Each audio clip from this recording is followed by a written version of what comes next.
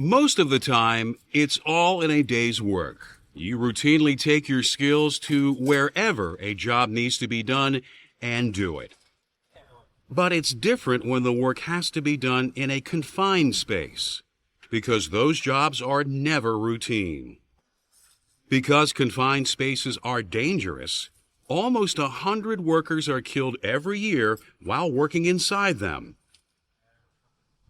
That's why the Occupational Safety and Health Administration, OSHA, created its General Industry and Construction Permit-required confined space regulations. Whenever you're in a confined space, these regulations apply to you. And if you're doing construction-type work, building, altering, or repairing the space, even if you're not a construction worker, you have to comply with a construction version of the regulation. But whatever you're doing, you need to pay attention, because the principles and practices contained in these regulations can help you avoid becoming a statistic.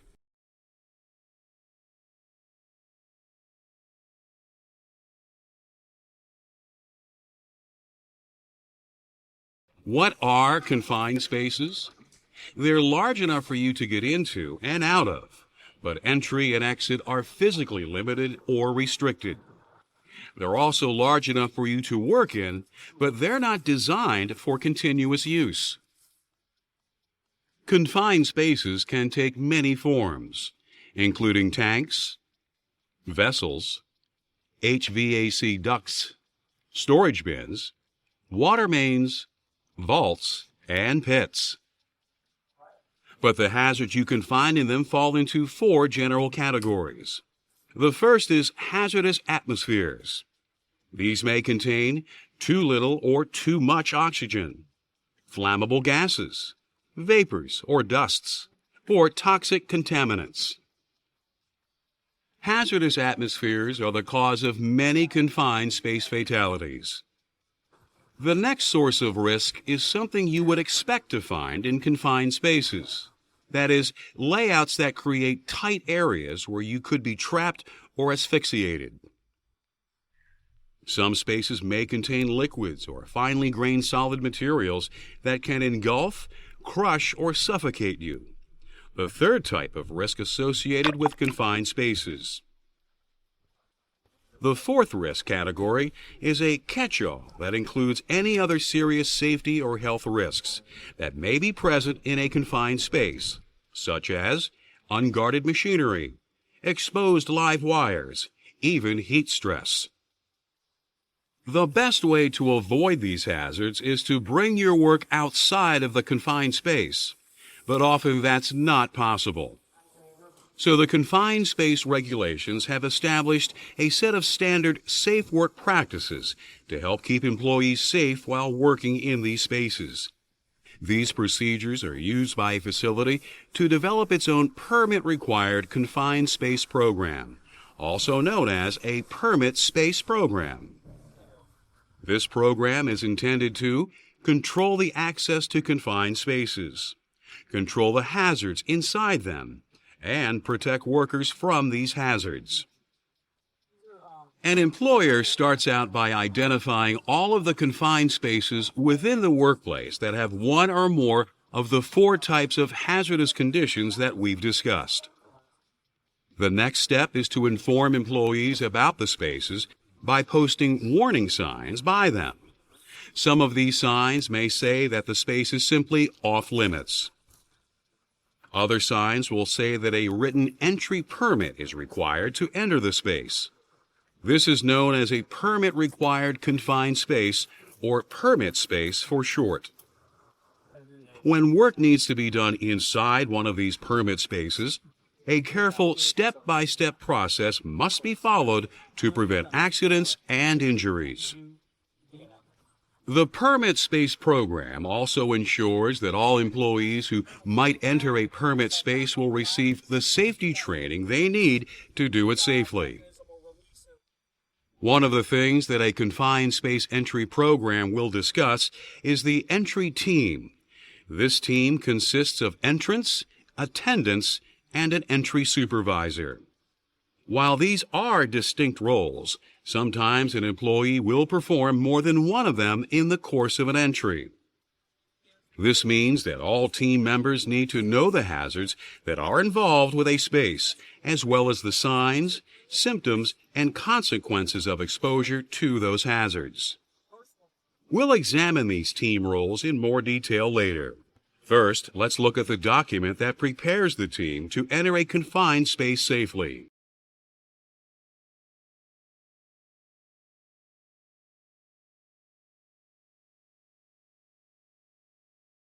The permit that is required to enter a confined space is more than just a permission slip. It also helps guide the entry team in getting the job done safely. It's an important source of information before, during, and after the entry takes place. The information on an entry permit includes the location and nature of the confined space to be entered, the reason for the entry, the date and authorized duration of the entry. The permit must also identify the entry supervisor, entrants, and attendants who have been okayed to work on the job. It will identify each of the hazards associated with the confined space and the measures that will be taken to isolate, control, or eliminate them. And it will specify what conditions have to exist inside the space before it can be entered.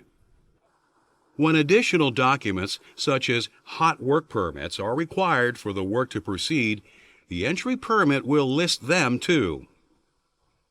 It also lists the personal protective equipment that should be worn and includes details on any communications gear, atmospheric monitors, and alarm systems that will be used. The permit will contain the contact information for local rescue squads, police, and fire stations, as well as a list of any emergency equipment that must be on hand for the entry as well. Finally, before the entry can begin, the entry permit has to be signed by the entry supervisor. It will then remain valid only until the project is completed, or a condition arises which is prohibited by the permit. In that case, the work is stopped and the space is evacuated. Then the permit must be canceled if the work that is being performed falls under the general industry version of the standard. If construction work is being done, then depending on the nature of the problem, the permit may be suspended rather than canceled while the prohibited condition is investigated. If the problem can be fixed, the permit can be reinstated and work can resume in the space. If the problem can't be resolved, the permit must be canceled. Details of any problems that occur during the entry will be recorded on the permit so they can be studied later. Entry permits from completed jobs will be kept on file for at least 1 year. In addition to documenting the entry, they can also be used to help determine where the facility's permit plan can be improved.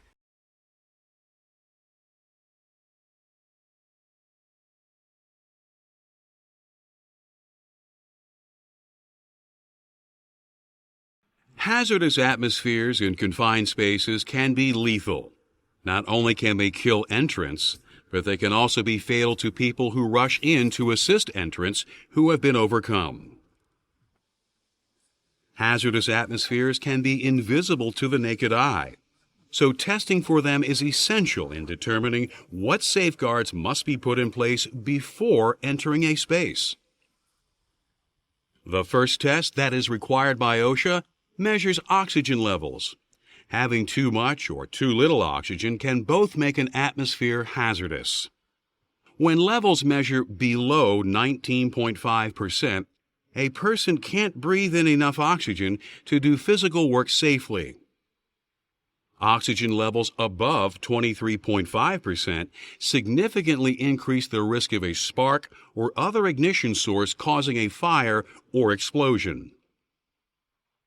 The next tests that must be conducted before entering a confined space are for flammable gases and vapors, from substances such as methane, acetylene, carbon disulfide, and gasoline. These can become flammable or explosive if enough of them build up in a space.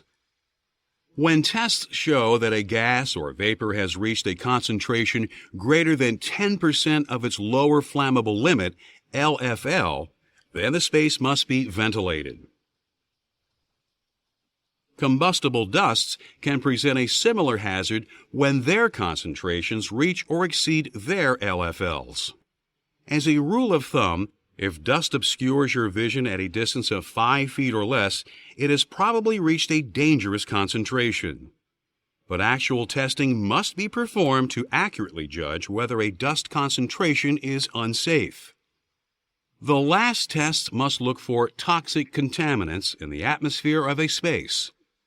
Carbon monoxide and hydrogen sulfide are the two most commonly encountered contaminants, but a number of others must be tested for as well. Breathing in these substances can cause confusion, illness, loss of consciousness, even death. To ensure the ongoing safety of the people who are entering a space, this atmospheric testing must continue throughout the entry. The results and times of the initial and subsequent tests are recorded on a space's entry permit.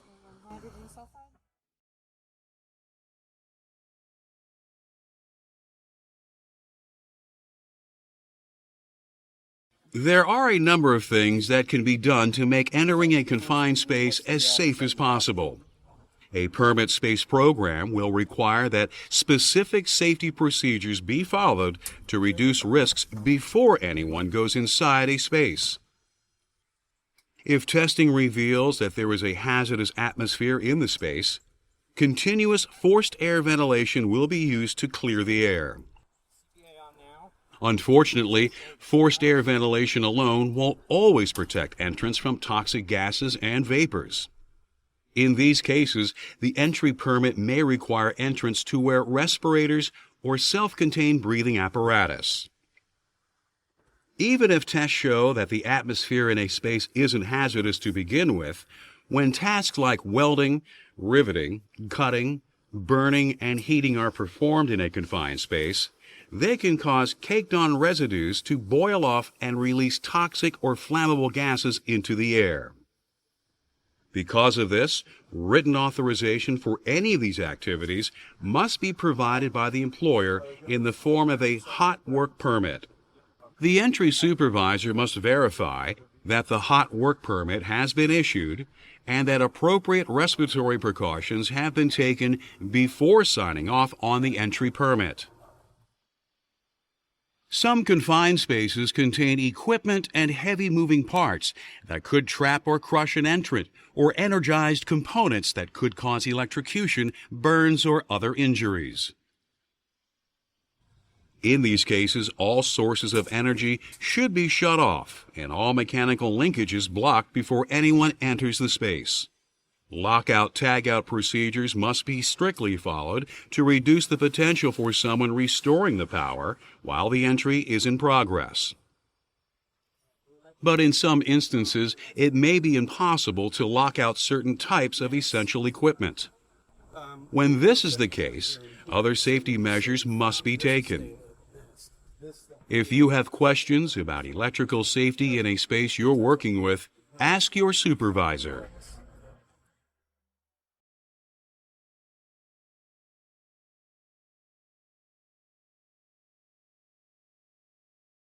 As we've seen, a permit space entry program requires careful preparation before anyone sets foot inside a hazardous confined space.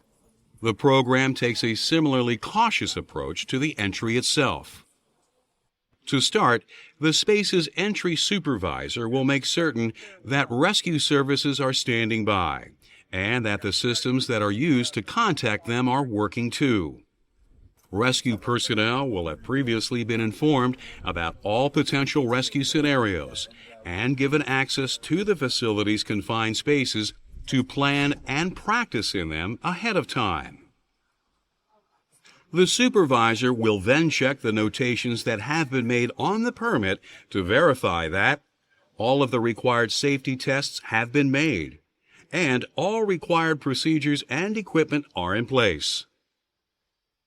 When the supervisor is satisfied, they will sign off on the permit. Now the entry may begin. As the operation proceeds, the entry supervisor will also warn off any unauthorized individuals who attempt to enter the permit space. This prevents untrained workers from interfering with the entry or being exposed to hazards they aren't prepared for. The entry supervisor will also monitor the progress of the work in the space to ensure that it proceeds within the guidelines established by the permit. If hazards develop at any time, he will stop the work, evacuate the space, and suspend or cancel the permit. Now let's talk about the personnel who are actually entering a space to do the work, the entrance.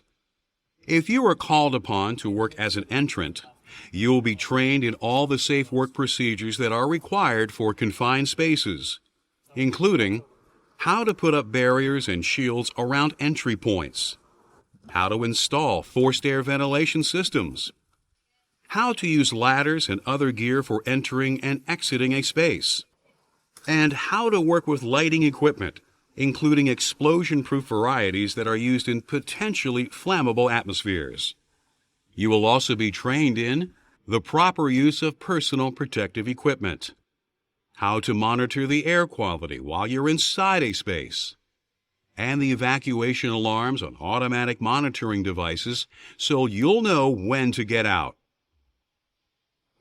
In most cases, entrants wear a chest or full body harness with a retrieval line attached at the center of the back near shoulder level. It may also be attached to wristlets or anklets, but only if conditions inside the confined space make wearing a harness impractical or dangerous. If the space is over 5 feet deep, the other end of the retrieval line should be attached to either a fixed point outside the entrance or a retrieval device such as a tripod and winch. These non-entry retrieval systems enable the attendant or other personnel to pull you out if you become incapacitated without putting themselves at risk. These systems must be in place unless they would actually increase the entrance risk during operations or fail to help in a rescue attempt. Because communication is so important between entry team members, as an entrant, you'll also be trained to use communication equipment such as two-way radios to stay in touch with your attendant. In addition to updating them on the status of the entry, you may need to inform them of any hazards that may be developing. You also have to be able to receive an evacuation order from either the attendant or the entry supervisor in case of an emergency.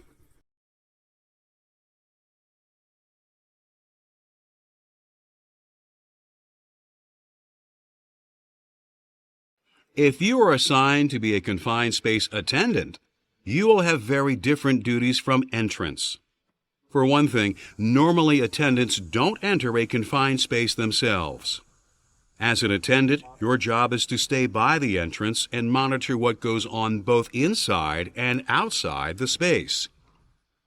This allows you to make quick, informed decisions about whether it's safe for the entry to continue, or the work should be stopped and the entrance evacuated. Situations where you should immediately order an evacuation of a space include when you see that a new hazard is developing, when an entrant tells you that a hazard is developing, or if you see that an entrant is showing symptoms of oxygen deprivation or exposure to toxic substances. So it's critical for you to be able to recognize the signs of elevated toxicity or lack of oxygen in an entrant. You will also need to be thoroughly familiar with the entry permit, because if a prohibited condition arises, that will require an evacuation too. And you must keep track of the number of entrants in a space as well, so they all can be accounted for if something happens. As an attendant, you can be a very busy person. You may need to monitor more than one entry space at a time, and also perform other tasks, such as handing tools to entrants or warning unauthorized personnel away from the operation. But these activities must never interfere with your ability to monitor entry personnel and watch out for problems. If at any time you feel you cannot safely and effectively perform all of your assigned duties, you should stop the work and get the entrants out. If an emergency does occur when there are entrants in a space and they need help to escape, you should call for rescue services immediately. It's also important to remember that whenever a permit space is evacuated, an evaluation must be made afterward to find out what went wrong. Only after steps have been taken to prevent the situation that caused the evacuation from occurring again can the space be re-entered. And a new permit must be filled out and signed by the entry supervisor before anyone goes into the space again.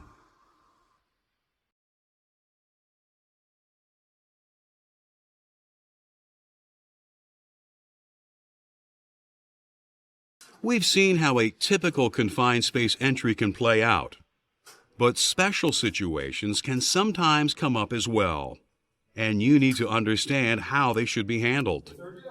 For example, here's one you won't mind having. Some confined spaces may only require a few safety precautions. When the only hazards that are found in a space have to do with its atmosphere, forced air ventilation alone may be enough to control them, so additional precautions simply aren't needed. In fact, not all confined spaces require an entry permit.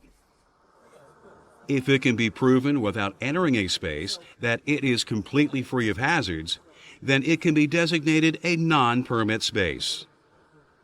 Since it will no longer be regulated by the permit-required confined spaces standard, work can proceed without following permit space program guidelines. For instance, this could mean that an entrant would not need an attendant and could work alone. Some permit-required spaces can also be reclassified as non-permit once their hazards or potential hazards have been removed. In these cases, written certification showing that all hazards have been eliminated is required to reclassify the permit space. Contractors create other special situations, much of them involving responsibilities and communication, things that all involved employees need to be aware of. If a contractor is being brought in to perform industrial work in a permit space, the host employer must inform the contractor of the location of the space, the hazards that will be found in the space, and the precautions that have been previously used to enter the space safely. For their part, the contractor must actively seek out this information before beginning their work. If both the host employer and the contractor will be working in or around the space at the same time, they must coordinate the activities of their personnel according to the permit space program of the host employer. To ensure safety on multiple employer sites, where a number of subcontractors may be involved, the construction version of the Confined Space Entry Regulation addresses the use of contractors differently. In the construction regulation, the host employer is defined as the owner or manager of the property where the work is being done. The controlling contractor, often known as a general contractor, has overall responsibility for the construction activity on the site. And entry employers, typically subcontractors, are the companies that actually send their workers into the permit space. The construction regulation requires a comprehensive communication of safety information among them all, before, during, and after the confined space entry. And after the entry has been completed, the controlling contractor must inform the host employer of the permit space program that was used to comply with the permit-required confined space regulation, as well as report any hazards that were encountered during the entry.